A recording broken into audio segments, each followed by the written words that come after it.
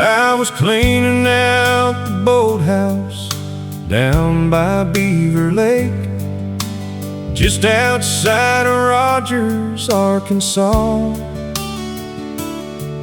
when I found an old green tackle box covered in dust and spider webs.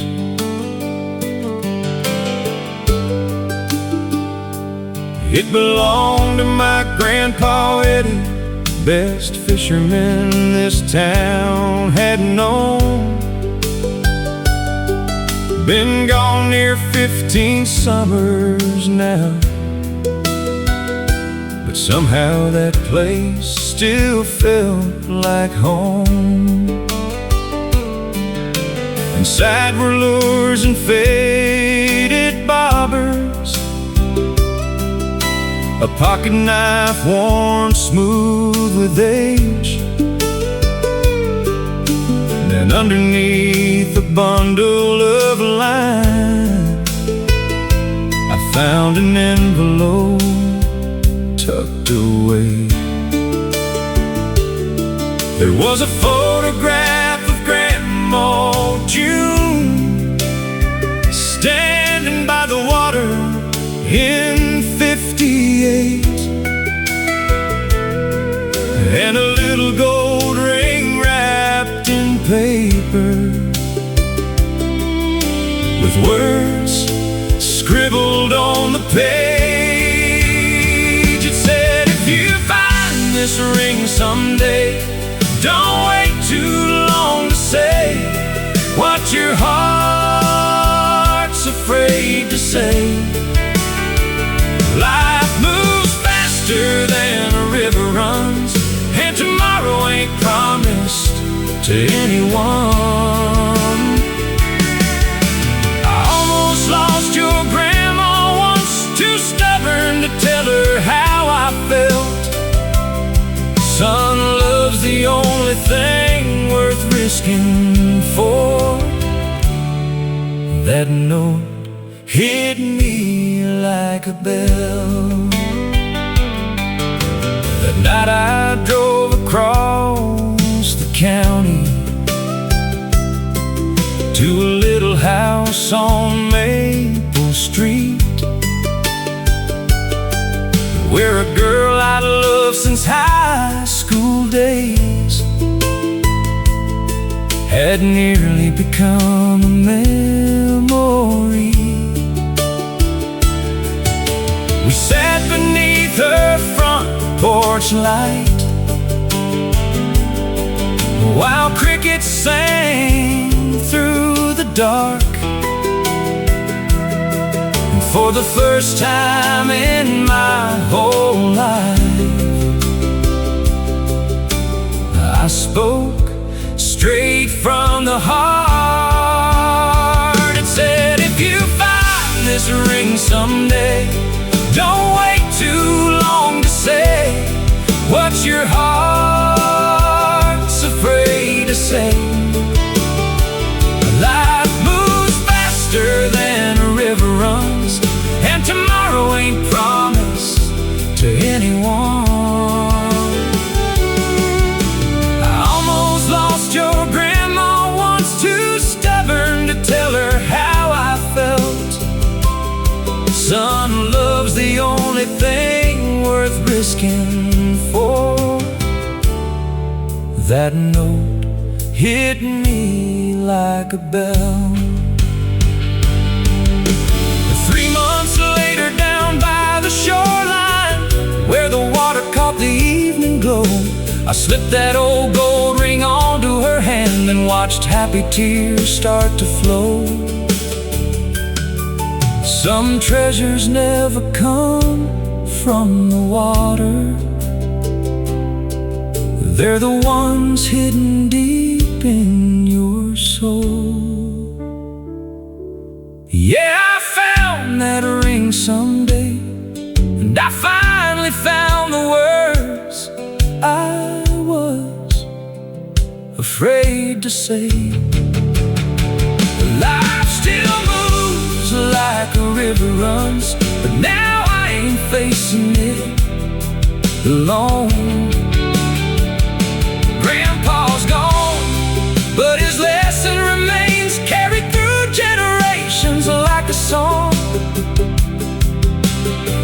every time I look at her smile, I thank him for holding on to that ring so long. Yeah, love was waiting in a tackle box all along.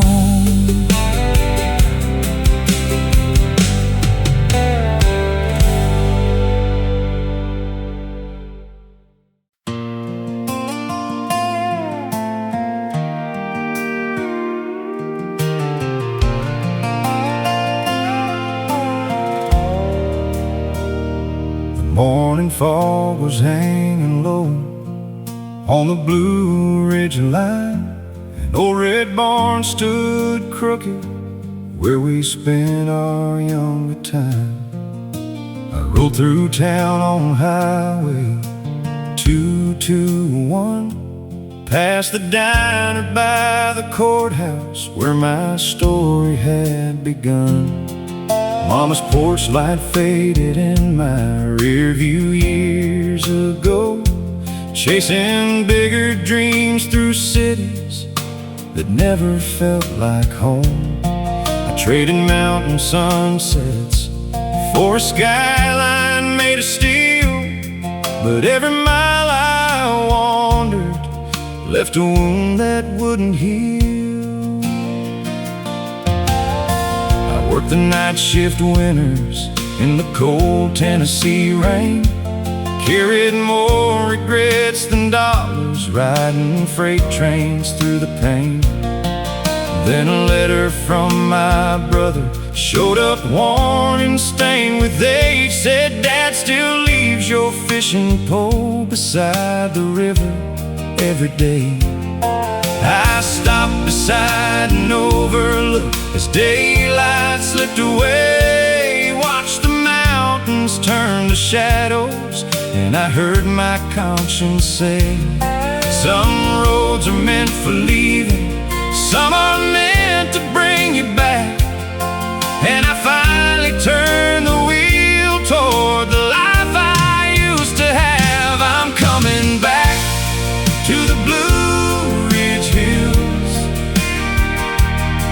to the church bells ringing and the whippoorwills, to the front porch stories and the river bend, where the hard times broke me and the healing began. Every wrong turn led me where I needed to go, through the storm, through the heartache, through the winding roads. Now the mountains call my name like they always will. I'm coming back, I'm coming back to the Blue Ridge Hills.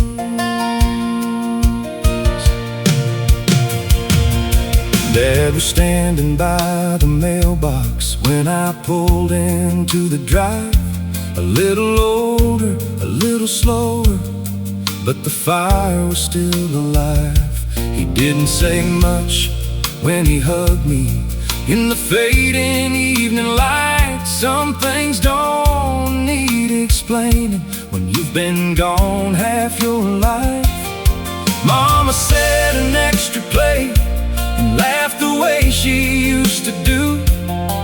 The radio was playing old songs drifting through the room, and for the first time in forever I felt the weight release, like the mountains wrapped around me and handed back my peace. I'm coming back to the Blue Ridge Hills, to the church bells ringing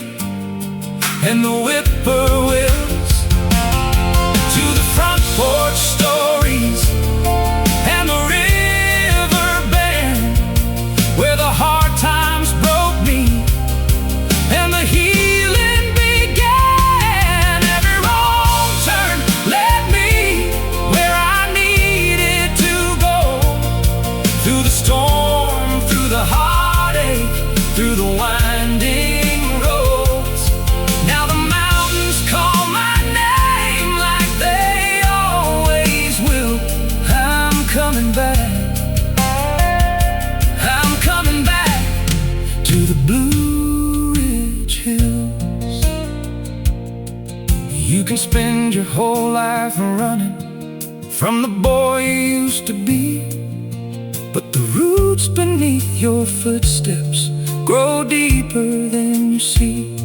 And when the world gets heavy and the highway loses light, home is more than a place, it's the reason you survive. I'm finally back in the Blue Ridge Hills, where the sunrise paints the valleys and the time stands still, with my family beside me and the river rolling slow. There's a kind of peace you'll never find out on your own. Every long road brought me to this front porch view, to the memories I left and the dreams that came true. Now these mountains hold my heart like they always will. I'm finally home. I'm finally home in the Blue Ridge Hills.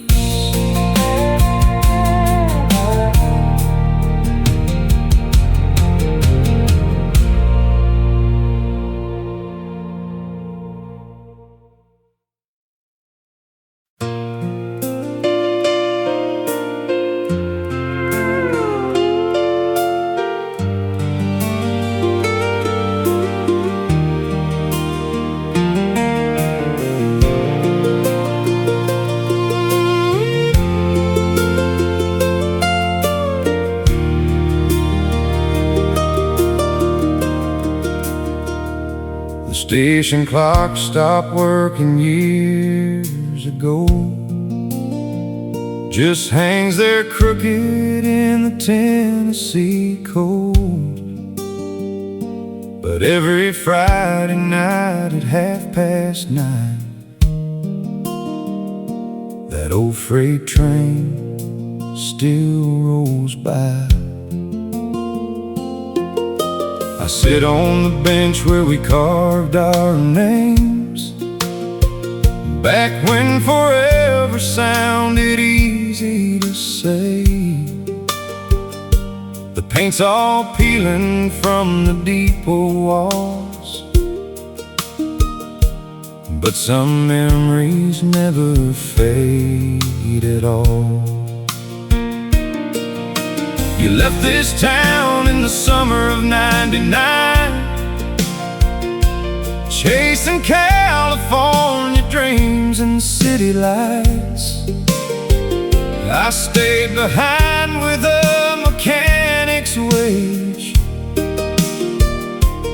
fixing engines while the years turned pages. Folks said I'd forget you after all this time, but they never saw those blue-green eyes, or heard the promises we whispered low as that midnight whistle echoed through the hills. Like the last train through Pine Hollow, you come and go inside my mind, rolling through the dark of memory, leaving old sparks behind. Every whistle sounds like your goodbye, every rail still carries your name, and no matter how many years roll by, my heart still waits beside that train.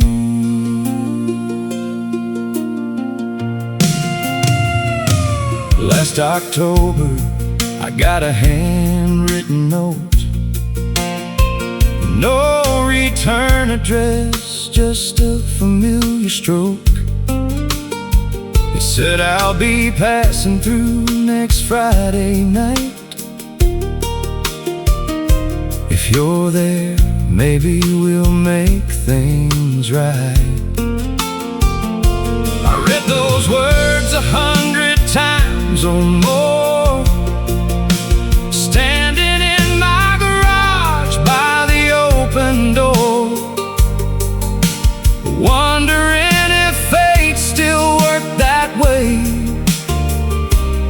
if some dreams arrive too late.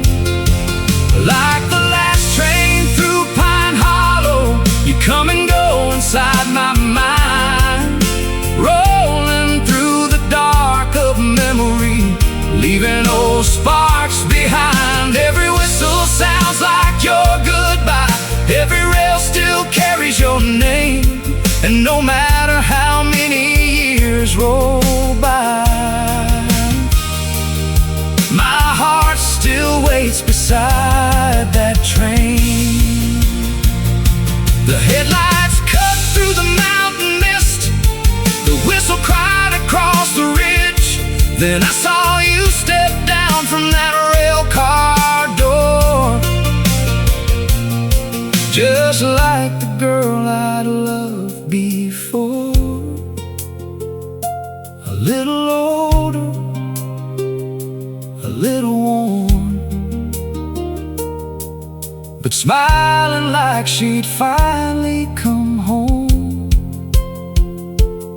Like the last train through Pine Hollow, you came back through the night, rolling out of all those lost years, and somehow made them right. Now the whistle sounds like hope again, not a ghost I can't outrun. And every Friday when that train rolls through, it reminds me love ain't done. Yeah, some hearts keep holding on till the last train finally brings you home.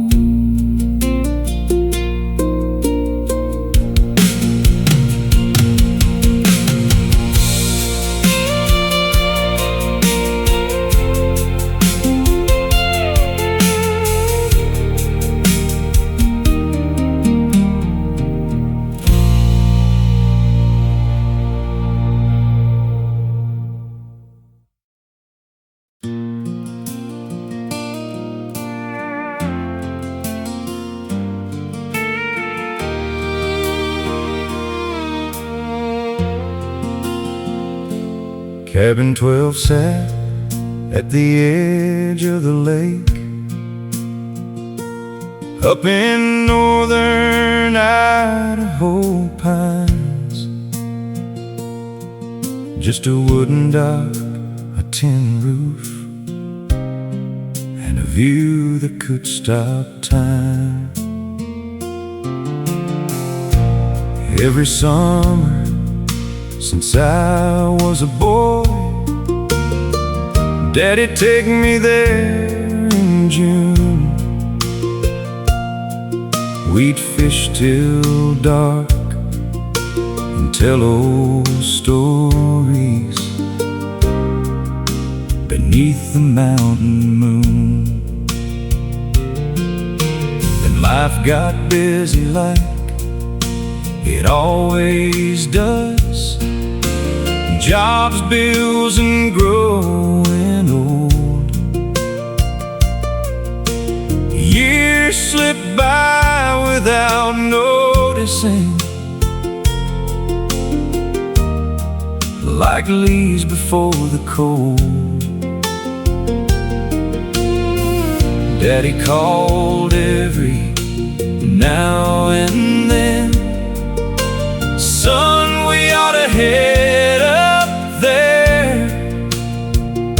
I'd always say, maybe next summer, thinking there'd always be one to spare. But the light in cabin 12 still burns inside my mind, like a beacon from the years I lost, calling me back through time. You think forever's waiting on you, till one day it slips away, and all that's left is a porch light shining on the memories that remain.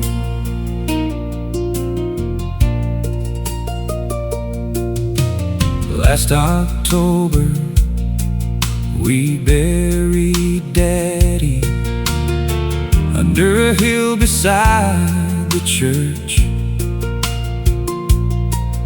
And a week later I found his keys in the pocket of his work shirt.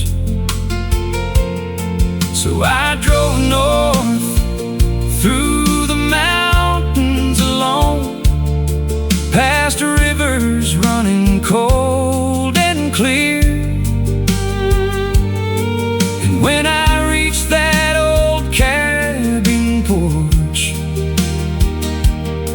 I had to stop and wipe my tears. 'Cause the light in cabin 12 still burns inside my mind, like a beacon from the years I lost, calling me back through time. You think forever's waiting on you, till one day it slips away, and all that's left is a porch light shining on the memories that remain. Inside I found his tackle box, his coffee mug beside the chair, and a note that simply read, "Glad you made it here." I don't know when he wrote those words, but somehow they found me right on time. Yeah, the light in cabin 12 ain't just glowing by the lake. It's every chance we get to love before it's gone someday. Now every June I bring my son, and we fish beneath those pines, while the evening settles on the water and the stars begin to shine. And when cabin 12 lights up at dusk,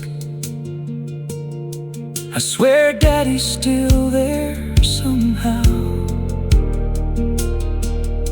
smiling from that old porch swing, watching over us now.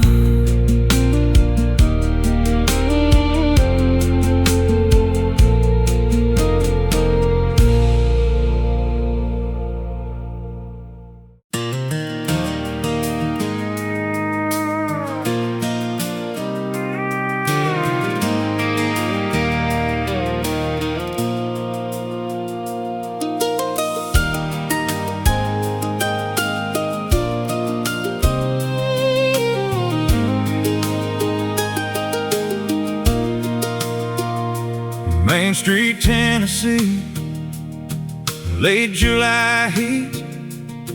I was fixing up a Chevy across from Maple Street when I looked up from the engine and caught a glimpse inside a little bridal shop with lace hanging in the light. There she stood by the window with a tape measure in hand, pinning up a wedding gown, humming with the radio band. A strand of hair kept falling, she kept brushing it away, and somehow that simple moment stole my breath that day. For weeks I'd find excuses just to walk that side of town. Need a coffee, need some nails, anything to come around. She'd wave through the glass and smile every time we met, the kind that makes a man believe in things he ain't believed in yet. Then one Friday after closing, as the sun was sinking low, I finally crossed the street instead of letting another chance go. We talked until the courthouse clock struck 10:30, and before I drove away, I knew I'd see her again. She was a dress in the window, the answer I never knew I needed, like a light shining soft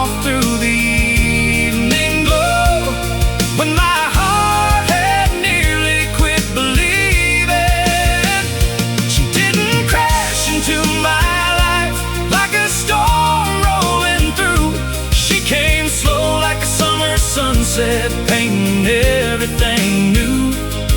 And every road I traveled led me somehow to the dress in the window and the girl I fell into. 3 years later on a Sunday, church bells filled the air. The whole town gathered smiling as she walked down the aisle there. And hanging in the front display where I first saw her stand was the very dress she'd stitched herself with her own 2 hands. I watched her coming toward me through the tears in her eyes, and every prayer I'd whispered finally felt alive. Funny how forever started with a glance across the street, and a man too shy to walk over and speak. She was the dress in the window, the answer I never knew I needed, like a light shining soft through the evening glow.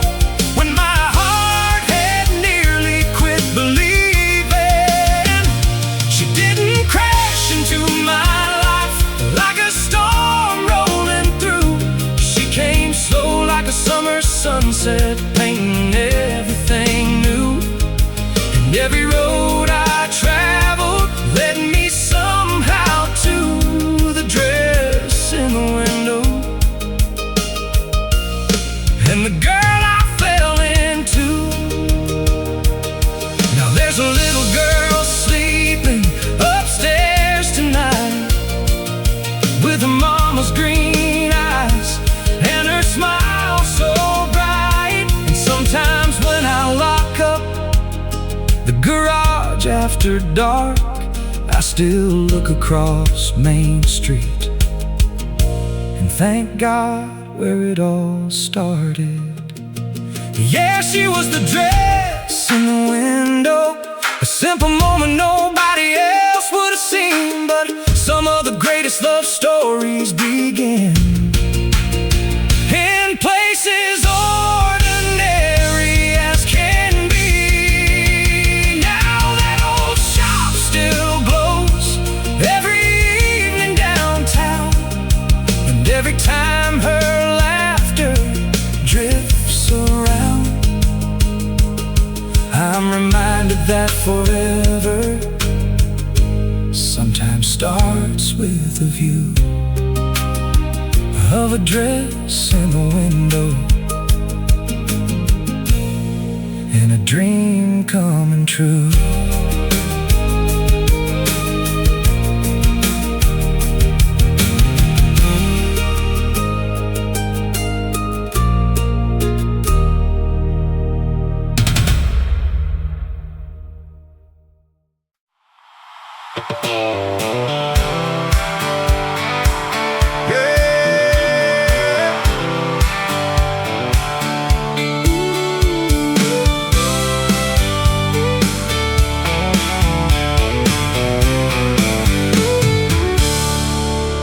There was a foreclosure sign nailed to the gate, 5 rocky acres just outside Cheyenne.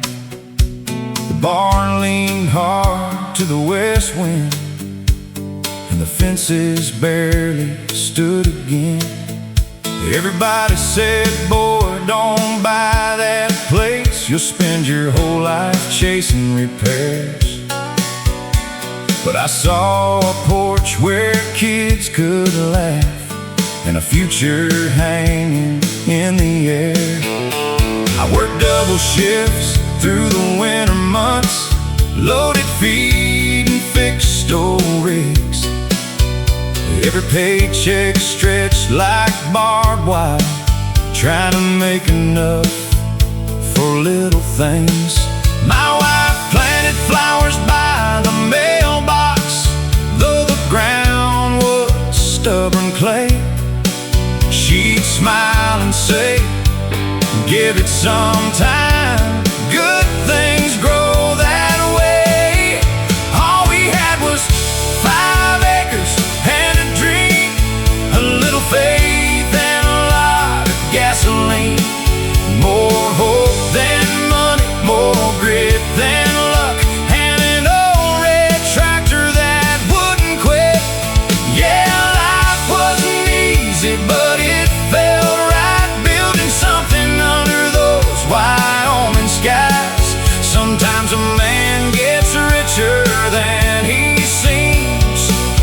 with 5 acres and a dream.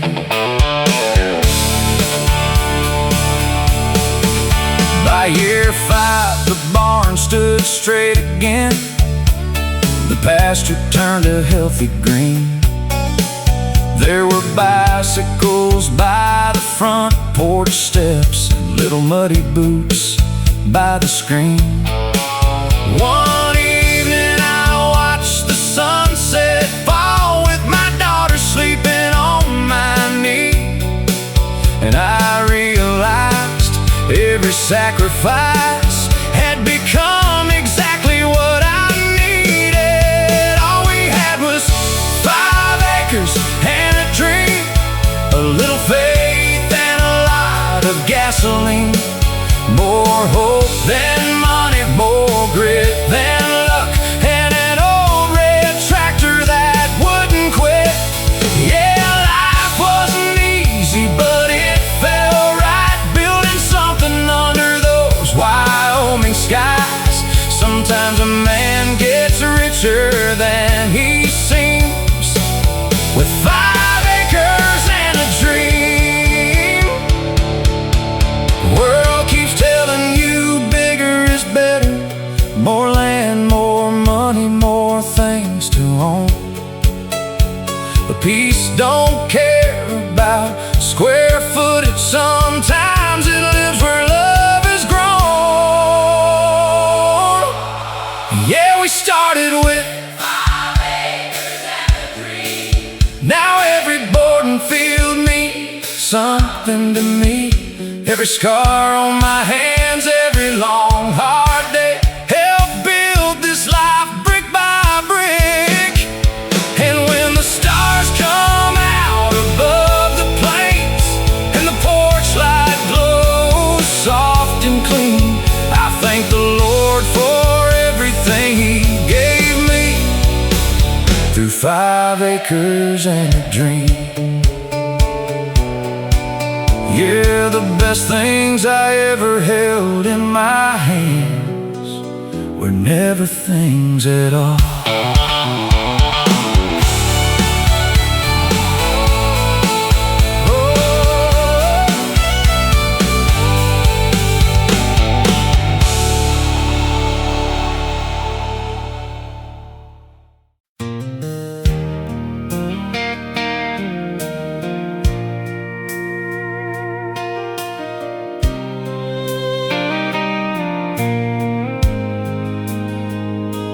There's a faded blue suit on the clothesline today, dancing in the Carolina breeze. Mama pinned it up at sunrise, right beside the bed sheets and the leaves. Most folks drive right past our farmhouse, never think twice what they see. But that old suit's got 40 years of family history. Daddy wore it when he married Mama in a church out by Miller Creek. Wore it when he held my sister, just a baby, 3 weeks old and asleep. He wore it every Easter Sunday and every funeral in town. If somebody needed help or prayer, that blue suit showed up around. That Sunday suit on the clothesline ain't just cotton thread and seams. It's every promise that he kept and every sacrifice unseen. Yeah, time may fade the color and life may wear us thin, but the things that really matter stitched beneath the skin. Last winter we laid Daddy to rest. The church bell echoed through the pines. The pews were full of neighbors. Some drove for hours just to arrive. Afterward, Mama couldn't bear to lock that suit away. So every spring she hangs it out and lets the sunlight touch those days. That Sunday suit on the clothesline ain't just cotton thread and seams. It's every promise that he kept and every sacrifice unseen. Yeah, time may fade the color and life may wear us thin, but the things that really matter are stitched beneath the skin. Now my little boy asks questions. Why's that jacket hanging there? And I tell him, son, that's what love looks like when a good man spends it everywhere. That Sunday suit on the clothesline still sways beneath the southern sky, like a quiet kind of legacy that never really says goodbye.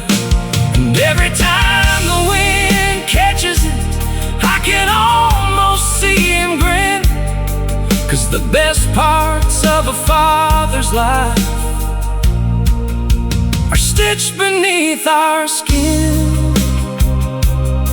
Yeah, that old blue suit keeps teaching us, even now, after he's been gone.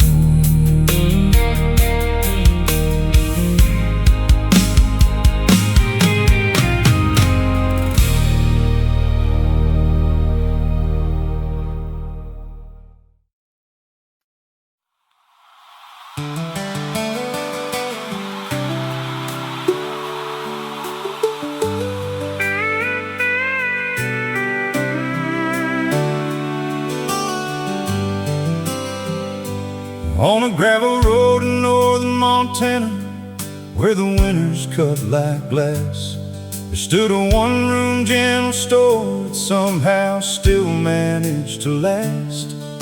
The signs faded, the floorboards grown, the coffee pot stayed warm, and folks stopped in for more than feed whenever there was a storm. Oh, Miss Evelyn ran the place since 1979. She knew every kid, every ranch, every hard and troubled time. But what folks talked about the most was a rusty iron key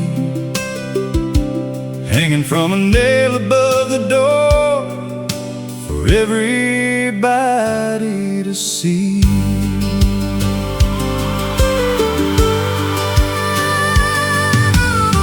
Nobody locked their houses much back when the town was young, but times changed like the weather, and trust grew harder to come by. Still that key stayed hanging there through every passing year, and if you asked Miss Evelyn why, she'd smile and say it's here. For the day somebody needs it more than pride will let them say, for the day a soul gets stranded and can't find another way. And she'd pour another coffee and go back to her routine, leaving folks to wonder for what she really meant. That's the key above the door,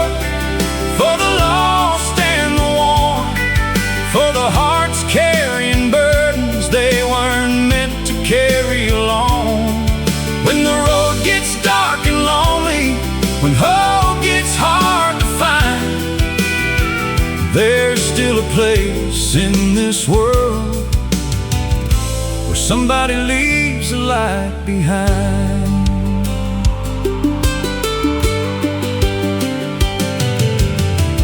Then came the blizzard of '08, worst anybody knew.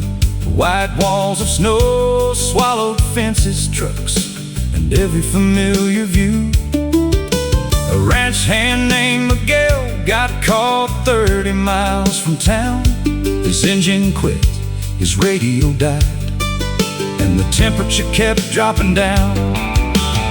By pure luck he found the store near midnight in the storm. The windows dark, the streets deserted, not another soul around.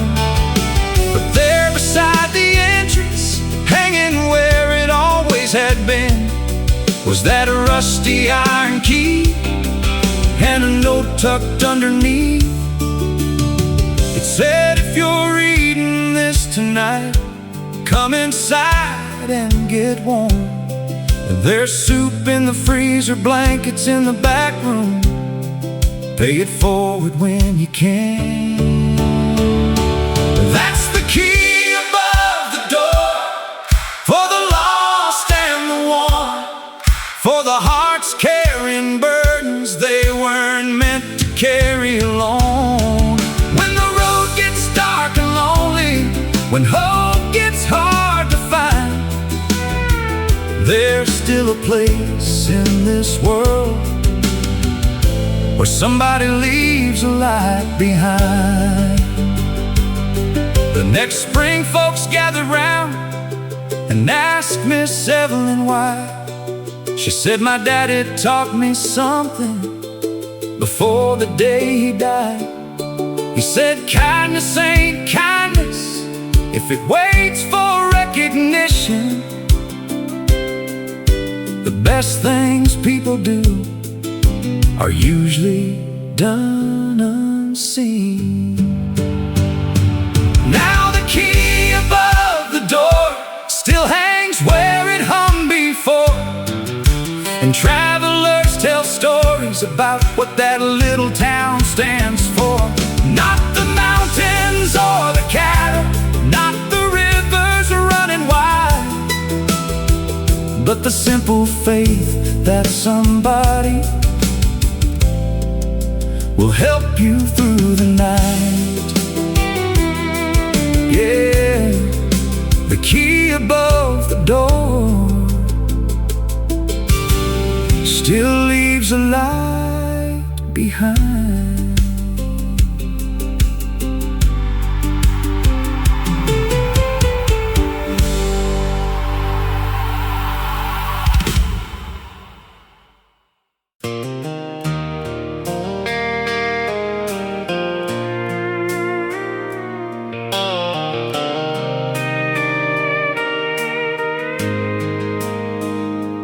Rode into Cedar Creek at 10:30 with a rusted duffel bag and a past full of sin. The church bell rang through the Alabama air like it still remembered a boy who grew up there. Mama's porch light glowed at the end of the lane, same white swing, same window pane. I stood in the gravel with my boots in the dust, wondering if this town still had room for us. 10 years gone chasing city neon signs, trading quiet sunsets for overtime. I lost a good woman somewhere along the way, missed birthdays and Christmas Day. Daddy's old toolbox sat beside the barn, covered in rust but still holding strong. That's when I learned what I'd been running from. A man ain't rich if he's got no one. I'm back to Cedar Creek, back where the river bends, back to the front porch nights,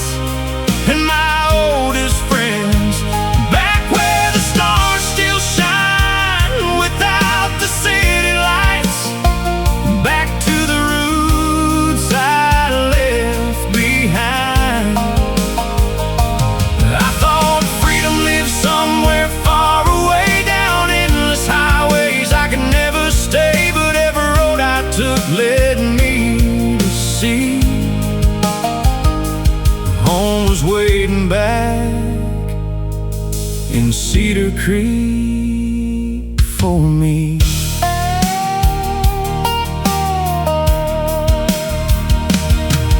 Now the wheat fields dance in the evening wind, and the boy I was is alive again. Mama laughs while the coffee brews, talking about all the things I used to do. The scars are there, but they don't define. Every wrong turn shaped this life of mine. And when the sun drops low beyond the trees, I finally feel a little peace. I'm back to Cedar Creek, back where the river bends, back to the front porch nights and my oldest friends, back where the stars still shine without the city lights, back to the roots I left behind. I thought freedom lived somewhere far away, down endless highways I could never stay, but every road I took led me to see home was waiting back in Cedar Creek for me.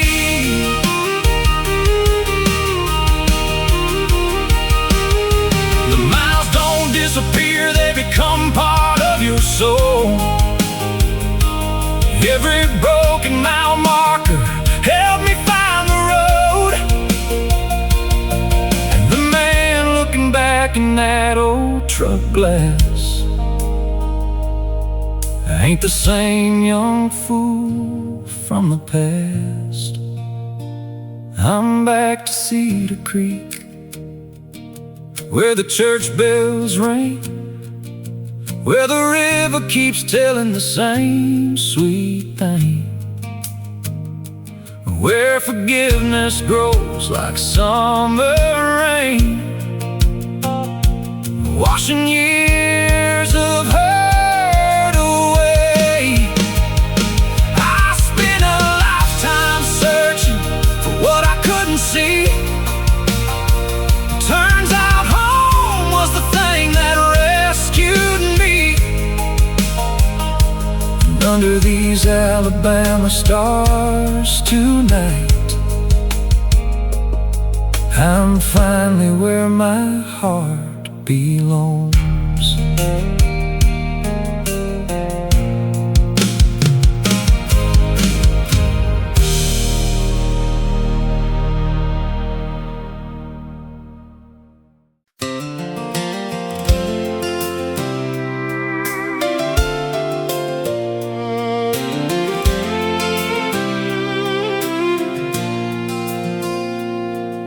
The scoreboard lights were flickering above the 50-yard line. October wind rolled through the stands on a cold Nebraska night. I sat alone on the top row where I used to hear them cheer. Now the bleachers felt a little bigger with every passing year. There was a time I wore that jersey with my number on the back. Thought Friday nights would last forever underneath those stadium lamps. But life moves faster than a fastball and stronger than your plans. One day you're chasing glory, next day you're shaking working hands. Now I punch the clock at sunrise at the grain mill by the tracks.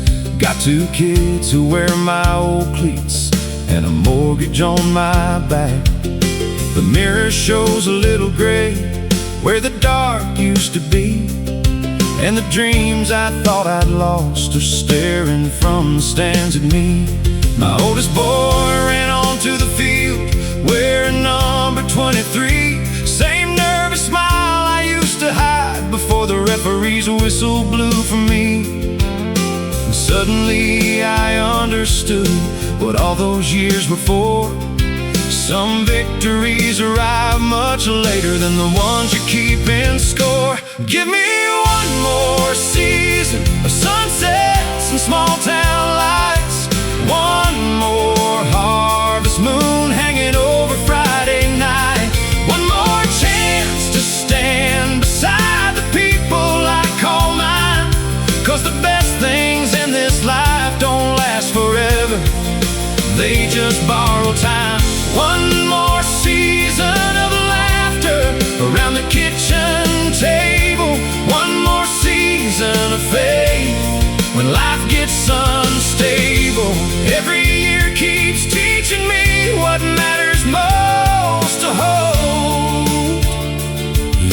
count your life in trophies, you count it in the souls. The game was tied in the fourth quarter, with 2 minutes left to play. My boy threw a pass downfield, and the whole town lost its mind that day. The crowd erupted like thunder rolling across the plains, but what hit me harder was the pride running through my veins.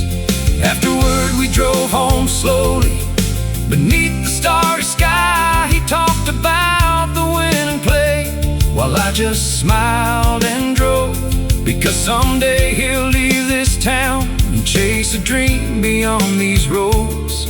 And when he does, I hope he learns the thing I finally know. Give me one more season of sunsets and small town lights, one more harvest moon hanging over Friday night, one more chance to stand beside the people I call mine. 'Cause the best things in this life don't last forever, they just borrow time. One more season of laughter around the kitchen table, one more season of faith when life gets unstable. Every year keeps teaching me what matters most to hold. You don't count your life in trophies, you count it in the souls. The wheat turns gold and falls away, winter comes and spring returns again. The years keep rolling like a train, but every season leaves a gift behind. And when the final whistle blows, I won't remember every score, I'll remember who was standing there when I walk through every door. So give me one more season of ordinary days, one more sunrise shining through the window's dusty haze, one more Sunday church bell echoing through the air, one more chance to tell my family just how much I care, one more season of memories still waiting to be made, one more season watching children slowly find their way. And when the good Lord calls me home beyond these fields of gold, I'll thank him for the seasons more than anything I own.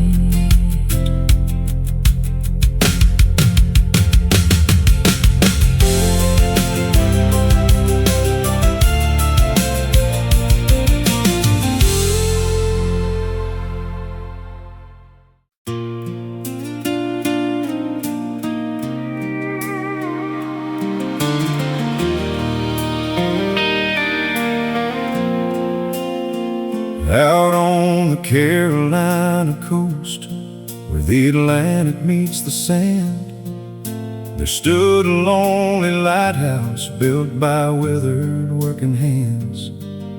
My daddy kept that beacon burning through every storm that came, while I dreamed of bigger cities and a life beyond the waves. Every night he climbed those stairs with a lantern and a key, while cargo ships crossed dark horizons far beyond the sea. He'd say a light ain't measured by how far away it shines, it's measured by the lives that helps make it home alive.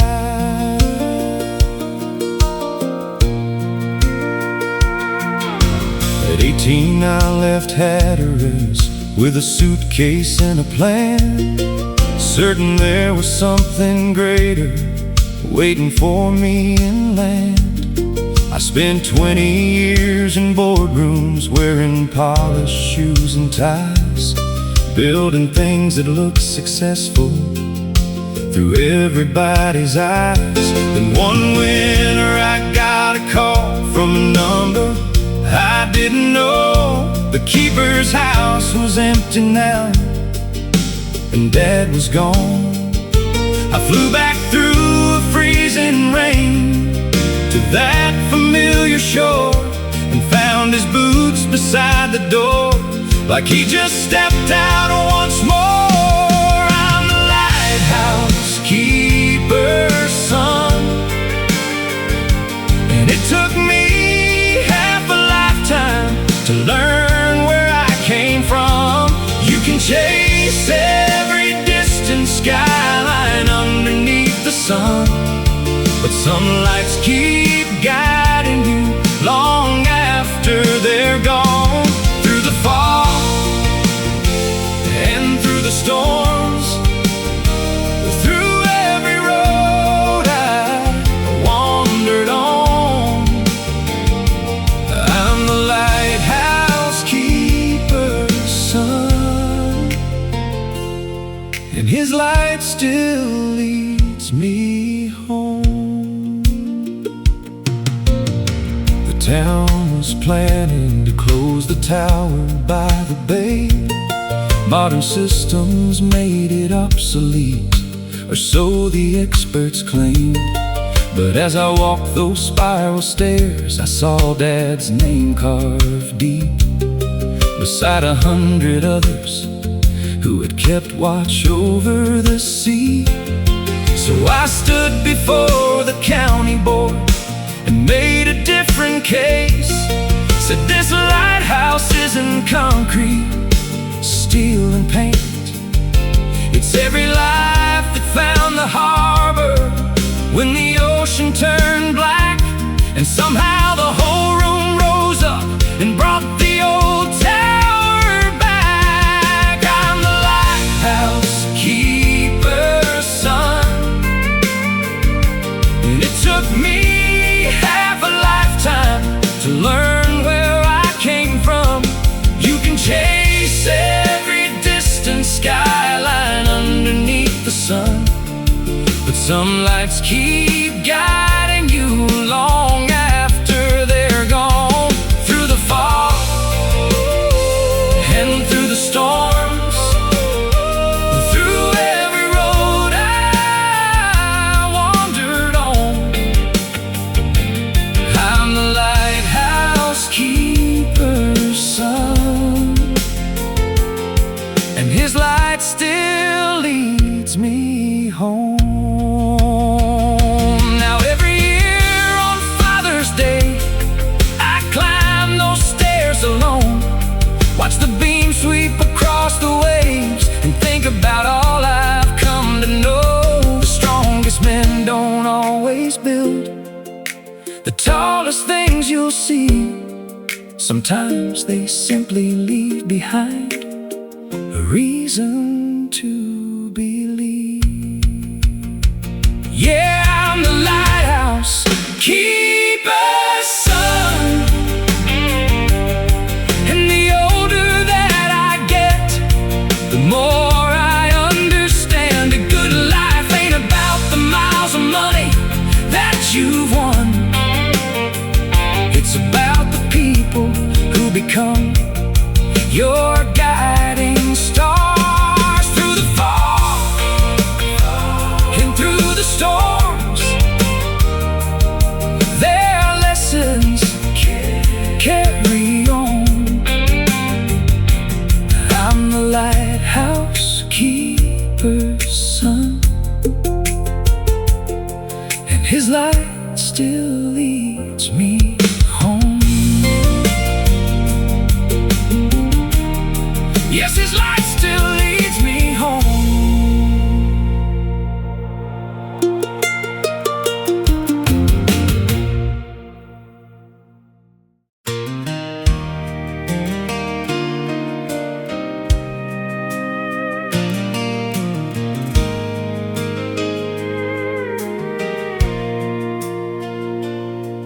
I was 23 and reckless, working shrimp boats off the coast.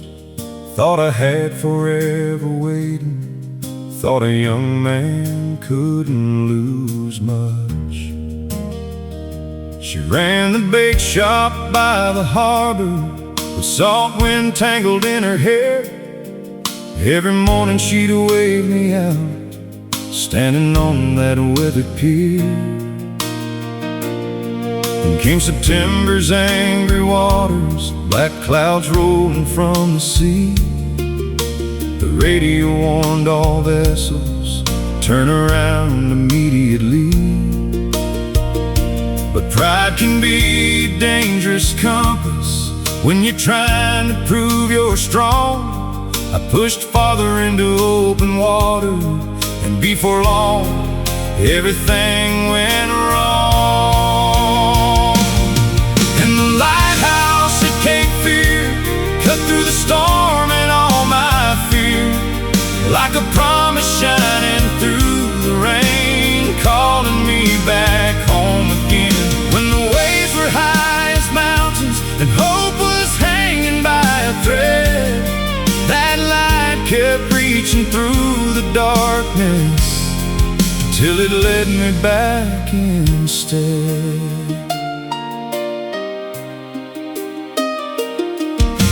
The engine died around midnight and the sea threw me around. I thought about her waiting on the shoreline, praying I'd be found. Then through the sheets of rain and thunder, a single beam broke through the black. I pointed my bow toward that light and somehow found my way back.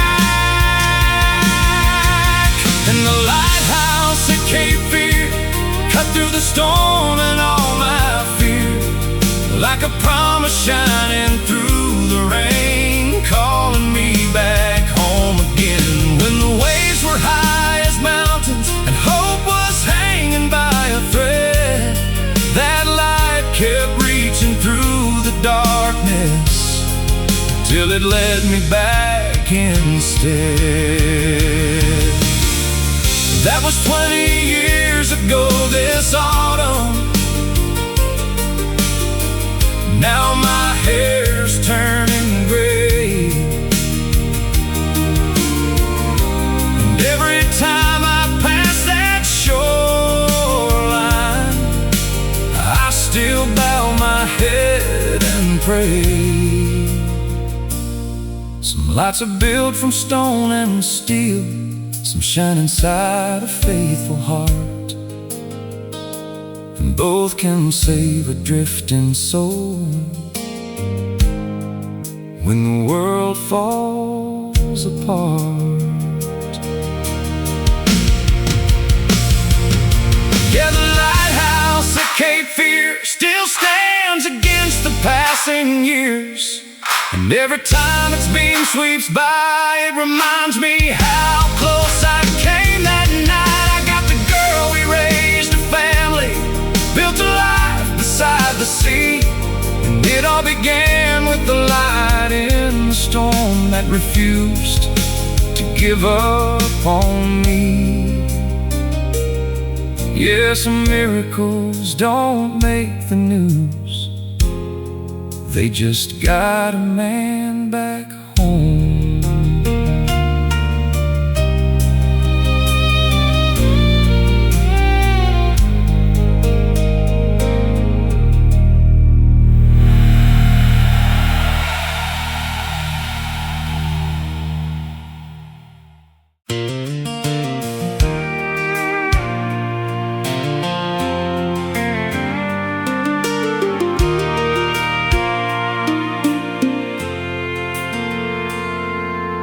The auction sign went up in June beside the county road, right where my granddad carved his name in a cedar fence post. 80 years of Oklahoma dirt, 3 generations deep, was gonna leave our family when that auctioneer would speak. The drought had hit us hard that year, then harder still the next. Bank notices stacked on the table like a pile of unpaid debts. I watched my father stare across those fields of dying grain, like a captain watching helpless while his ship sank in the rain. By auction day the whole town came, pickups lined the lane, neighbors leaning on the fences underneath the sky of gray. The tractor stood like soldiers waiting for a final call, and every tool inside that barn held memories on its walls. The auctioneer climbed on the trailer, cleared his throat and smiled, started reading numbers fast while Mama held back tears. Then from the crowd old men stepped up, folks I'd known my whole life through, and one by one they started doing something nobody expected them to do. When the auction bell rang loud that day, the town stood up instead of walking away. They bought the plows, they bought the trucks, then handed every piece right back to us. And I learned right there beneath those clouds, a man ain't rich because he's proud, he's rich because when times get rough, there's a town behind him strong enough. Mrs. Parker bought the combine that her husband used to run. The sheriff bought the cattle gates, the preacher bought a gun. Not for keeping, just for saving what we thought was gone for good. Every bid became a promise written where hope once stood. Then old Hank Wilson raised his hand for the final piece of land. Silence fell across the crowd as he made his stand. He bought the acreage outright, then turned toward my dad and said, "This farm belongs to your family, that's all that needs be said." When the auction bell rang loud that day, the town stood up instead of walking away. They bought the plows, they bought the trucks, then handed every piece right back to us. And I learned right there beneath those clouds, a man ain't rich because he's proud, he's rich because when times get rough, there's a town behind him strong enough. The rain arrived 3 days later, rolling in across the plains, like heaven heard the voices of folks carrying each other's pain. Some things grow better than wheat fields, some things run deeper than roots, and when the world starts breaking, there's people that pull you through. Now every year when harvest comes and combines roll beneath the sun, I hear that auction bell again, echoing across the wind. Not as a sound of losing ground, but proof that love still gathers round. And if this farm outlives my days, I'll thank that town in 1,000 ways. Yeah, the auction bell still rings somehow in every golden harvest now.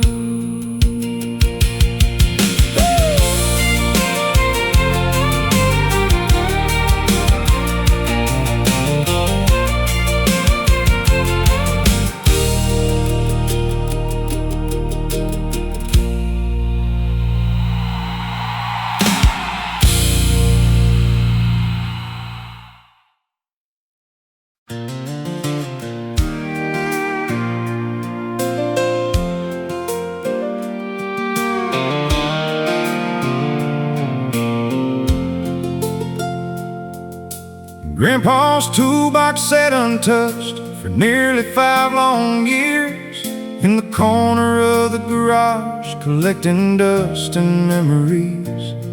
rusty wrenches, band-up nails, receipts from '72, and 100 little pieces of a life nobody knew.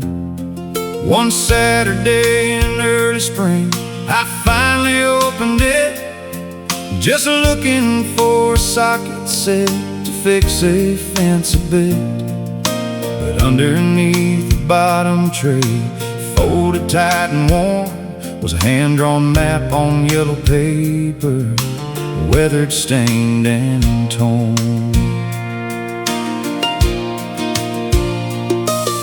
Across the top it simply said, for whoever finds this first, enlisted roads through Missouri, in a dozen little towns, with circles drawn around old places I had never heard him name, and one short note beside the edge that only said, take the trip someday. So I loaded up my pickup and headed down the line, following that faded map, one county road at a time. The first stop was an old diner where a waitress smiled and said, your granddad used to stop right here every Thursday before dawn. And that map in Grandpa's toolbox wasn't leading me to gold, it was leading me through stories that had never been told. Every turn revealed a chapter, every mile revealed a man, and I realized how little we know about the lives behind our family names. One penny led to a schoolhouse where he fixed the furnace free, another to a farmhouse where he helped a widow keep her wheat. There was a church in Kansas where he built a handicap ramp, and a riverbank in Iowa where he rescued a boy from the current's grasp.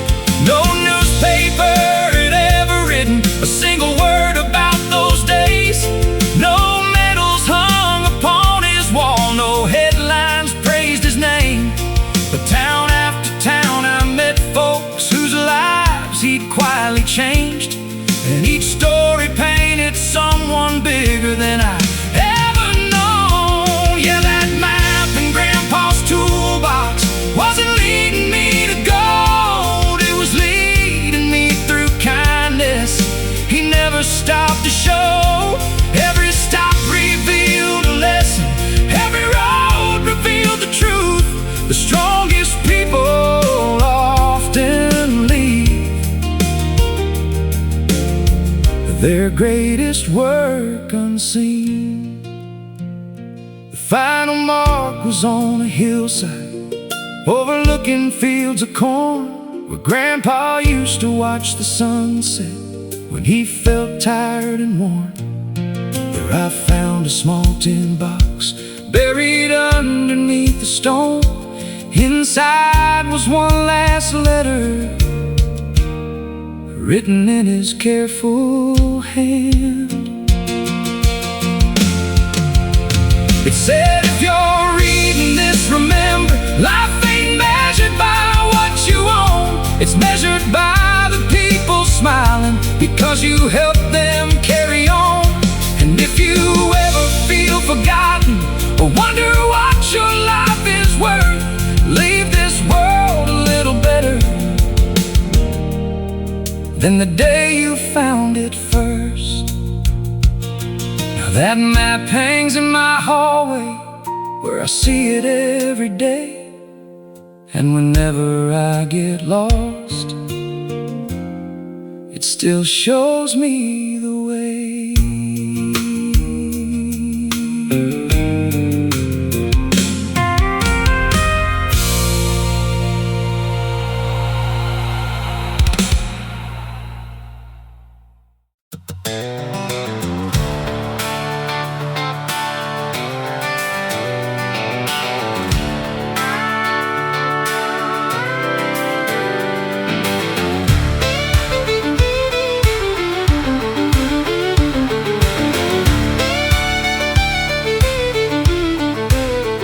Here's a pair of work boots hanging from the old water tower just outside a town called Red Oak, Oklahoma. Faded leather, cracked and worn, swinging in the prairie wind since before I was born. As a kid, I'd ask my daddy every time we'd drive by, why's nobody taking those boots down from the sky? He'd just grin and say, one day you'll understand. Then he'd shift that old truck into gear and head across the land. Years later at 17, I learned the story true about a man named Caleb Ross that only old-timers knew. He worked every ranch for 50 miles around, fixing fences after storms when they came crashing down. One summer brought a wild wildfire racing through the plains, the kind that turns the daylight orange and makes grown men pray. When the flames jumped Miller Creek and headed straight for town, Caleb stayed behind to help while everybody else got out. And those shoes by the water tower still dance with the Oklahoma wind, like a reminder of a man who gave more than he had to give. Some folks leave behind a fortune, some leave a famous name, but some leave a town still standing, and that ain't a small thing. For 20 hours straight he worked with volunteers, digging lines and moving cattle through smoking fear. The fight finally turned away just north of County Road 9, and every family made it out with a little luck and time. The next morning when the danger passed and the sky turned blue, the town gathered at the diner trying to figure out what to do.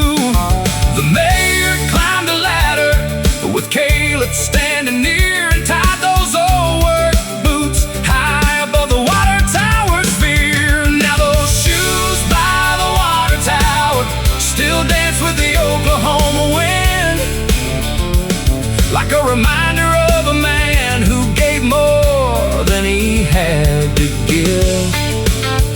Some folks leave behind a fortune, some leave a famous name, but some leave a town still standing, and that ain't a small thing. Caleb never liked attention, never made a speech or boast, said I only did what anybody would have done. But everyone knew better, 'cause when fear was running wild, he chose to stay and fight, while others ran for miles. So the shoes by the water tower still catch the evening sun, watching over fields of wheat and children out having fun. And every new generation asks why they're hanging there. Then somebody tells the story, and Caleb's still with us somewhere. Yeah, those shoes by the water tower still dance in the prairie air.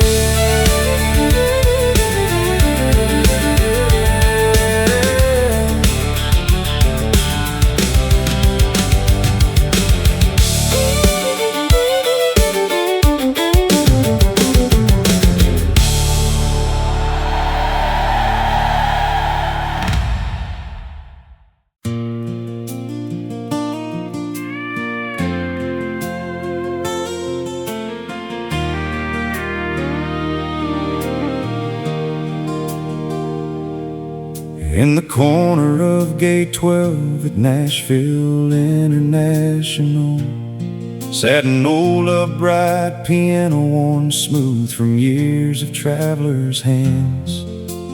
Businessmen, young dreamers, soldiers heading overseas would stop and play a song or two before disappearing with the breeze.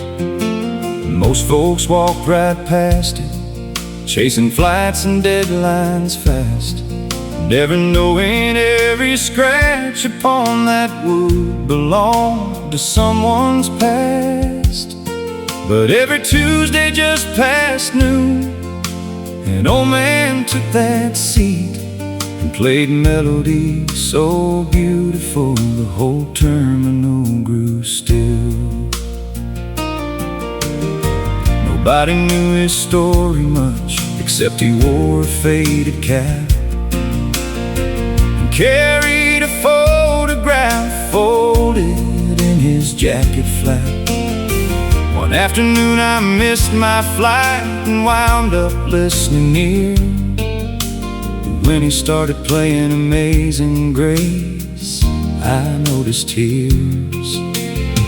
After the crowd had drifted off, I finally asked his name. He smiled and said, "I'm Walter, music's why I came." Then he pointed to the photograph he'd carried all those years, a young woman at that same piano, smiling ear to ear. At the piano at Gate 12, time slows down for a little while.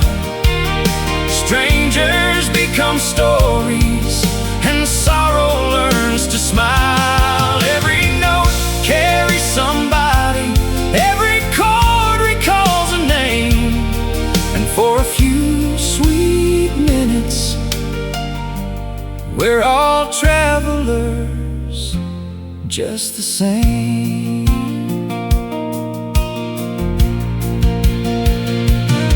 He told me back in '89 his wife sang in local bars before cancer took her voice and left silence where songs are. On her final day, she made him promise through the pain, "Don't let the music leave this world when I can't sing again." So every Tuesday for 20 years he'd come and keep that vow, playing her favorite songs for people rushing through somehow. And nobody realized the reason behind those melodies until a reporter shared the story nationwide one week. At the piano at Gate 12, time slows down for a little while. Strangers become stories, and sorrow learns to smile. Every note carries somebody, every chord recalls a name, and for a few sweet minutes, we're all travelers just the same. The next Tuesday something happened no one there could have planned. 100 people gathered round, singing softly hand in hand. Flight crews, kids and weary strangers filled the terminal with sound, and Walter sat there crying as his wife's favorite song echoed around. Now the piano at Gate 12 still stands beneath those airport lights, and every Tuesday people gather before their flights take flight. Some come for the music, some come for the story told, but everyone leaves remembering that love can outlive growing old. Yeah, the piano at Gate 12 still keeps her song alive.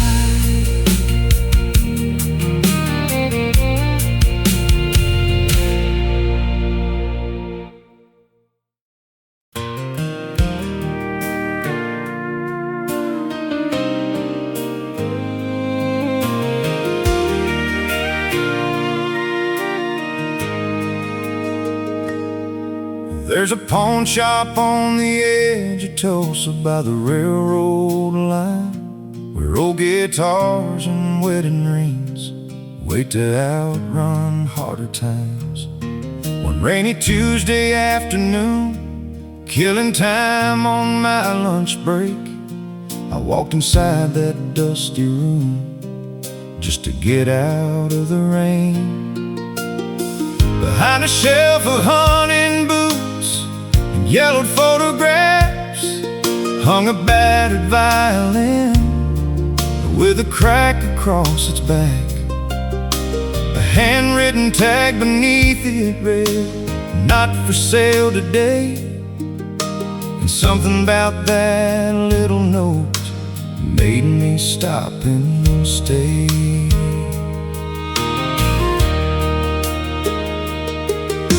The owner was an old man named Charlie Reed, who'd worked that counter 40 years, maybe more than he believed.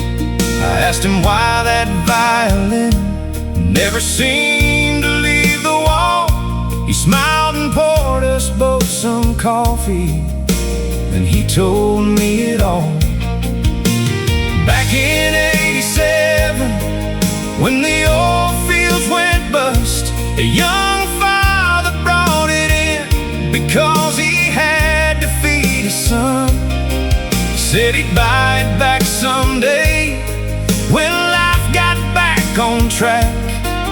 But the years kept moving forward, and he never made it back. So the violin in the pawn shop waits, like a promise frozen in time and space, for a hand that remembers every note it knew,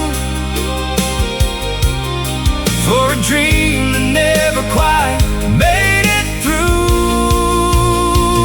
Some things are worth more than money can say, more than a price tag fading away.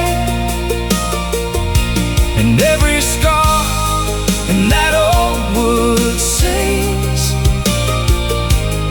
of the lives we carry and little things.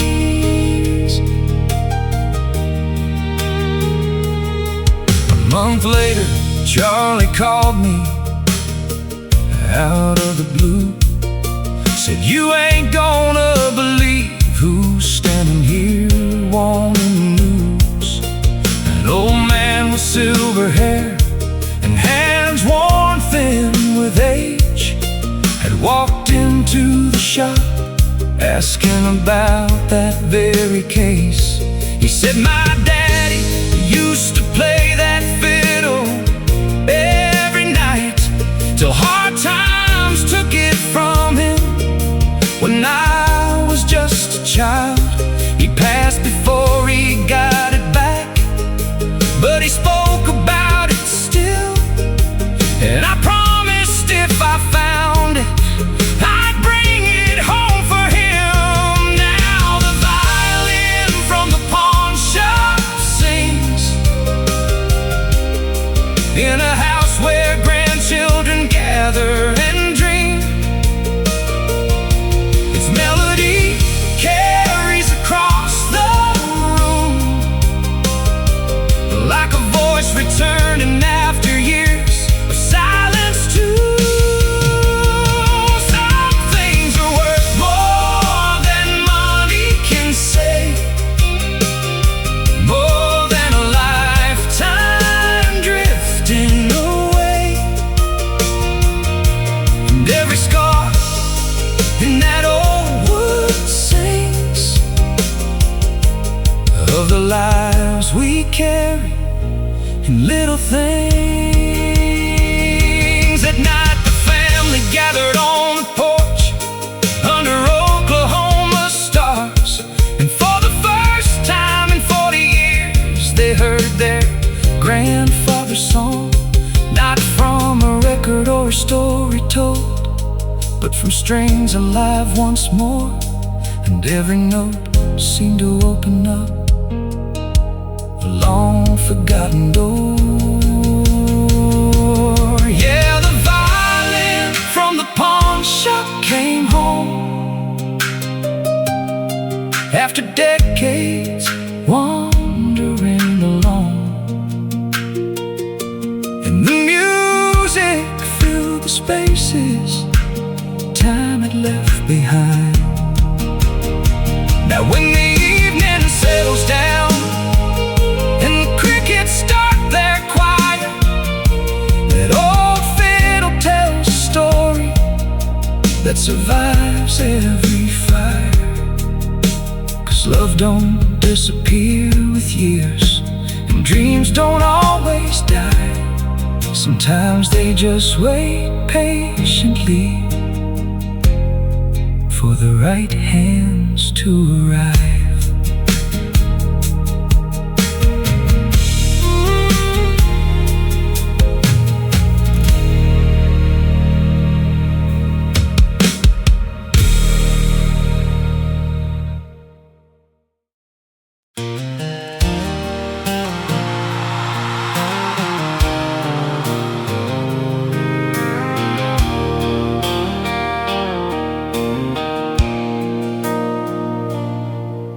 The doctor shook his head last April, said take it easy, slow things down. But my granddad just smiled and tipped his cap, looked out across that Oklahoma ground. 82 years in those same fields, watching seasons come and go. He said a man don't quit on the land he loves till it's time for the Lord to call him home. We planted corn beneath the rainy sky, like we'd done since I was 10. His hands were worn like old leather gloves, but they still knew where to begin. Every sunrise found him on that tractor, rolling slow through rows of green, teaching me lessons he never wrote down, in ways only farmers mean. Just one more harvest, one more fall, one more season here in that meadowlark call. One more sunset painting gold on the plains. One more chance to thank God for the rain. He said, son, life grows fast, don't miss it all. Take time to love the people standing small beside you, and every word still echoes through my heart, like one more harvest before the dark. October came with amber fields waving, the biggest crop we'd seen in years. We worked side by side through the cool morning air, laughing louder than our fears. Then one November Sunday morning, he passed away in his favorite chair, with harvest dust still on his boots, and peace resting everywhere. Just one more harvest, one more fall, one more season here and there, the meadowlark call. One more sunset painting gold on the plains, one more chance to thank God for the rain. He said, son, life grows fast, don't miss it all. Take time to love the people standing small beside you, and every word still echoes through my heart, like one more harvest before the dark. Now every spring when the fields awaken and fresh green rises from the earth, I swear I see him right in those horizons, smiling at what his life was worth. Just one more harvest, that's all he asked. Not riches, not glory, just time that lasts. To watch the weeping beneath the sky, and hold the ones he loved nearby.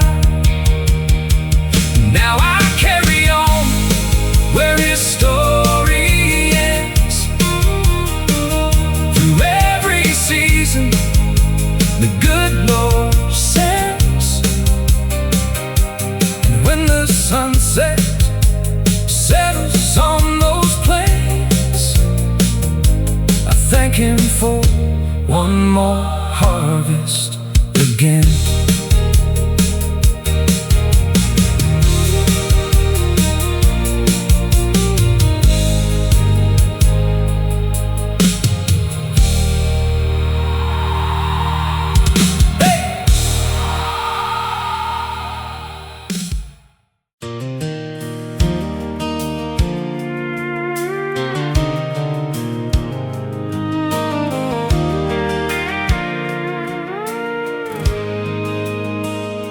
Saw her standing by the gas station out on Highway 84.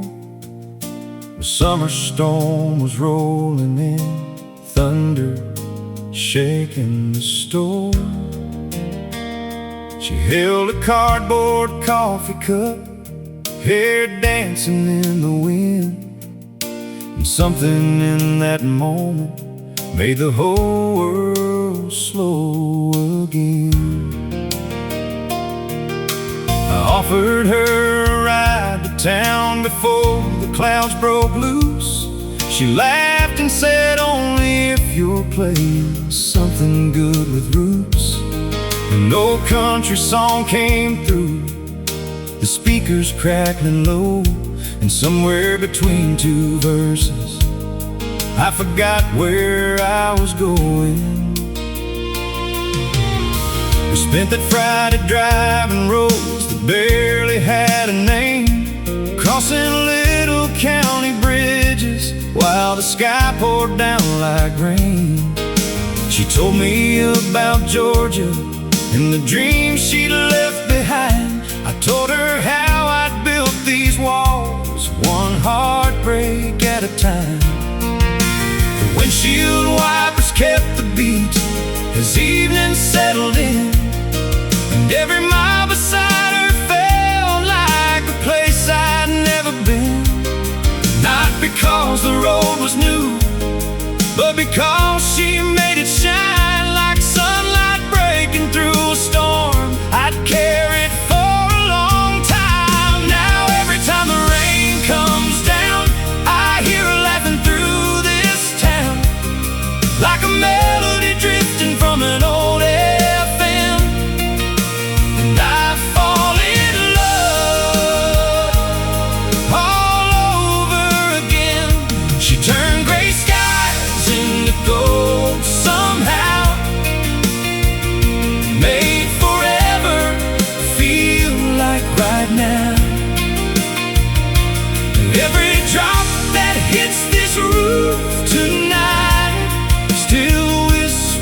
her name.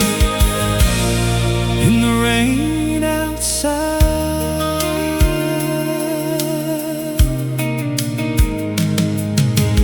3 years later by the river where the willow shadows sway, I got down on one knee at sunset as the daylight slipped away.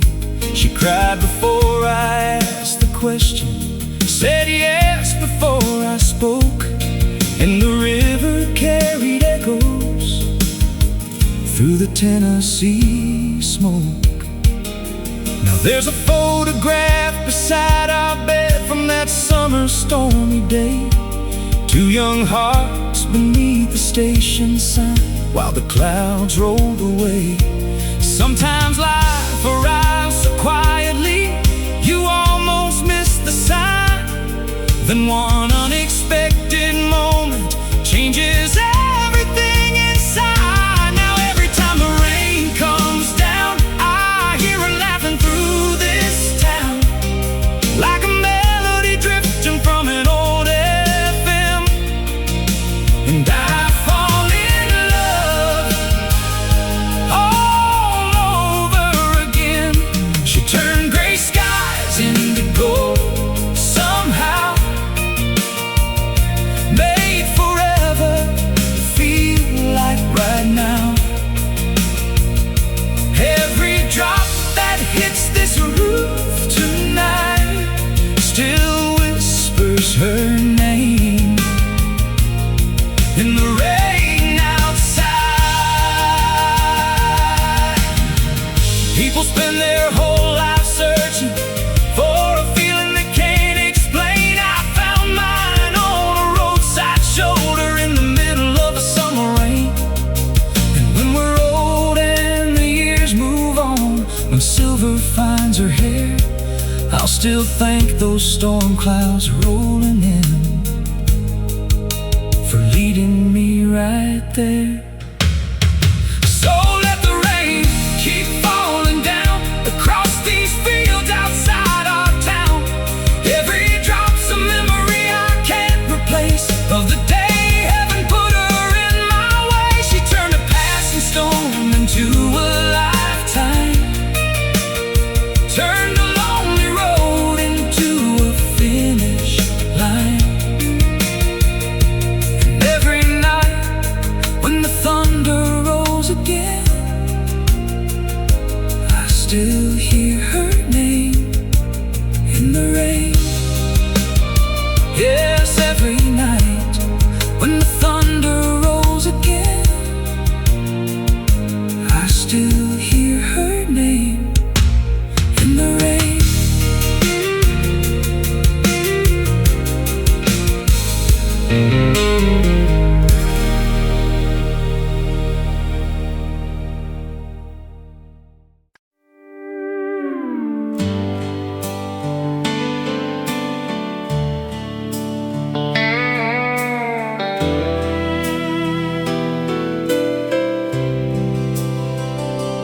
There's a pair of worn-out cowboy boots still sitting by the back screen door, covered in dust from 1,000 mornings, like they're waiting to walk once more.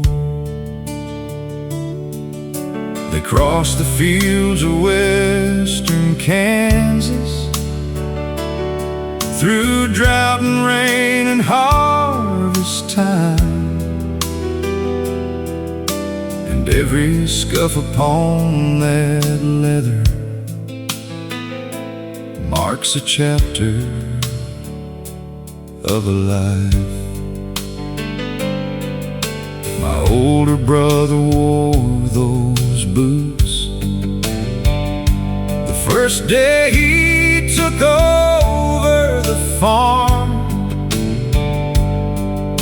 when Daddy's shoulders couldn't carry all the weight of keeping us strong. He gave up college, gave up freedom, stayed behind when he could have gone, while the rest of us chased our futures. He kept this family moving on. Those boots by the door tell a story of sacrifices nobody sees, of early mornings, broken fences, and hands worn down by duty. Yeah, heroes don't always wear medals. Sometimes they wear dust and dreams, and leave behind a trail of footprints for the rest of us to follow clean. Last spring we laid him in the churchyard, beneath the cottonwood on the hill. The whole town showed up that Sunday, and somehow the world stood still. Mama cried into my shoulder as the church bell softly rang, and all I could think about was how much one quiet man had changed. Those boots by the door tell a story of sacrifices nobody sees, of early mornings, broken fences, and hands worn down by duty. Yeah, heroes don't always wear medals. Sometimes they wear dust and dreams, and leave behind a trail of footprints for the rest of us to follow clean. Last week my nephew slipped them on, though they're still 3 sizes too large. He smiled and said, "One day I'll wear these," and I felt something in my heart. Yeah, those boots by the door keep speaking, though the man who wore them's gone. Through every lesson, every memory, his spirit keeps living on. And when that boy grows into them like his father did before, a new chapter will begin again with those boots by the door. Yeah, some legacies aren't written in stone. They're waiting by the door at home.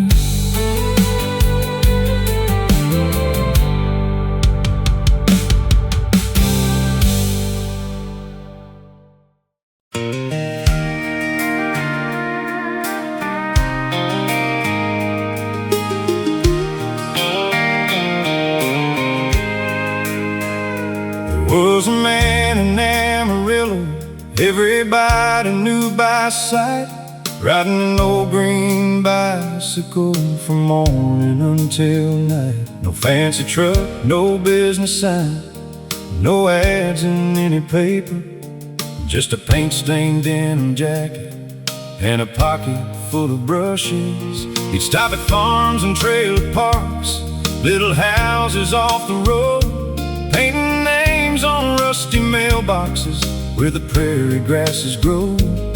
$10 if you had it, free if times were running tight, and somehow every mailbox looked brand new in the evening light.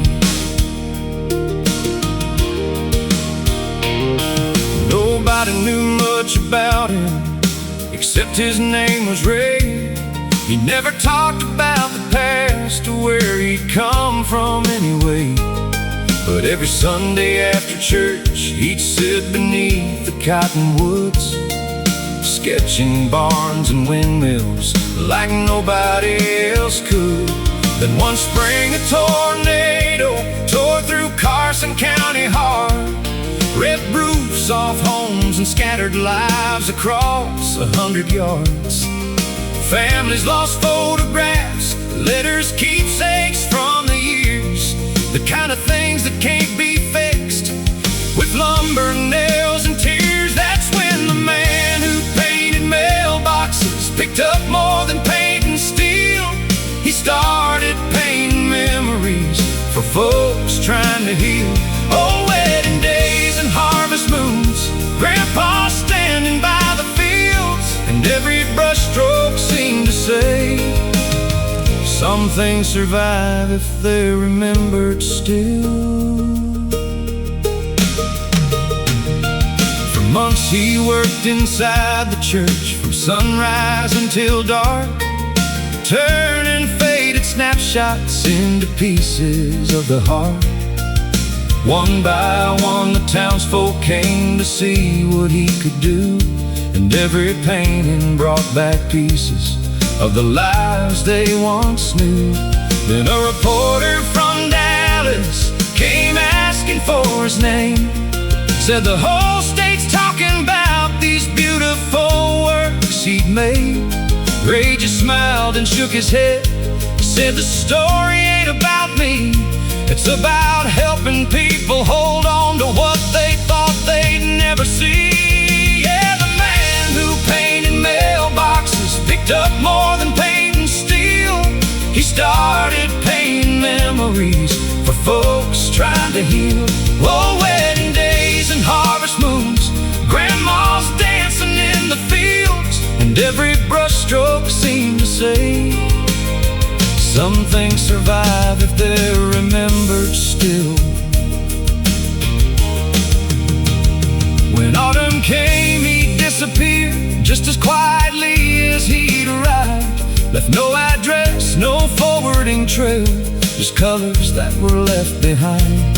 But in the church hall hangs a sign written by a child one day. Thank you for bringing back our stories, and nobody ever took it away. Now every mailbox down those roads still shines beneath the Texas sky, but what folks talk about these days ain't the names he painted on the side. It's how one stranger showed a town that healing takes more than time, and sometimes the richest people in the world leave everything behind. Yeah, sometimes the richest people in the world leave everything behind.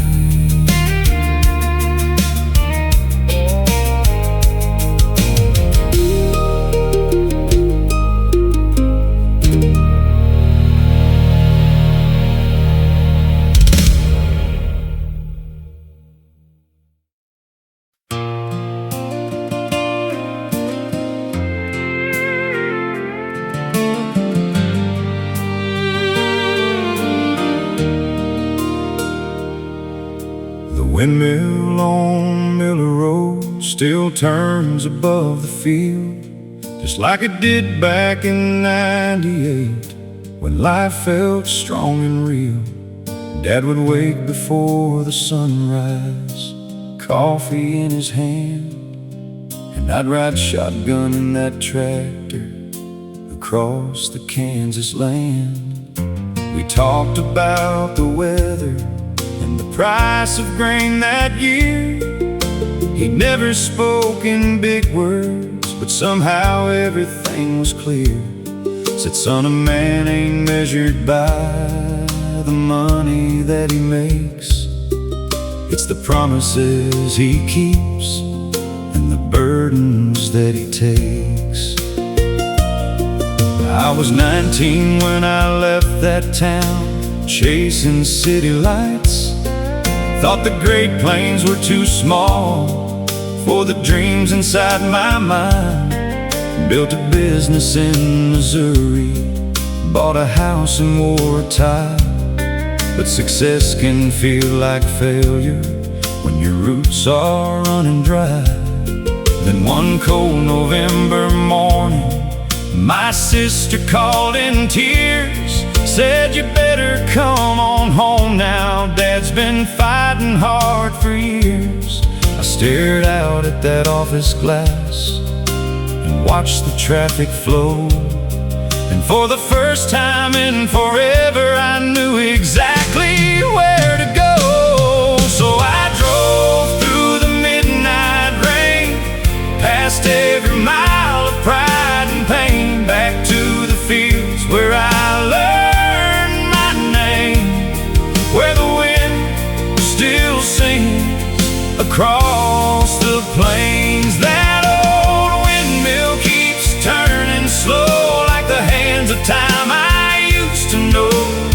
And every lesson that my father gave still stands like steel above the waves. The hospital room was quiet when I walked through the door. He looked smaller than I'd ever seen, but his eyes were strong once more. He smiled and said, you made it, son, then pointed through the glass toward the winter fields outside, where the snow was falling fast. We didn't talk about regrets or all the years gone by, just watched the clouds move over Kansas. Beneath the fading sky, he squeezed my hand and whispered low, the farm will need your care. And in that simple moment, I knew my future waited there. So I drove through the midnight rain, past every mile of pride and pain, back to the fields where I learned my name, where the wind still sings across the plains. That old windmill keeps turning slow, like the hands of time I used to know. And every lesson that my father gave still stands like steel above the waves. Spring came early that next year, the wheat rose tall and green. Sometimes I still hear his voice carried on the prairie breeze. And when the sunset paints the sky in shades of gold and red, I tip my hat toward Miller Road and thank the man who led.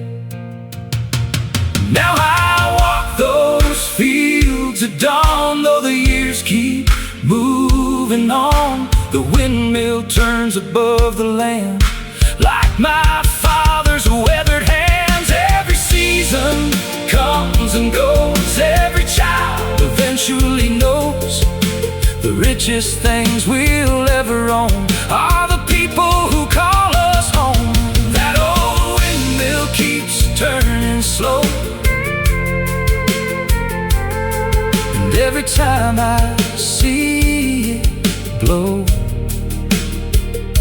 I know the roots years I almost lost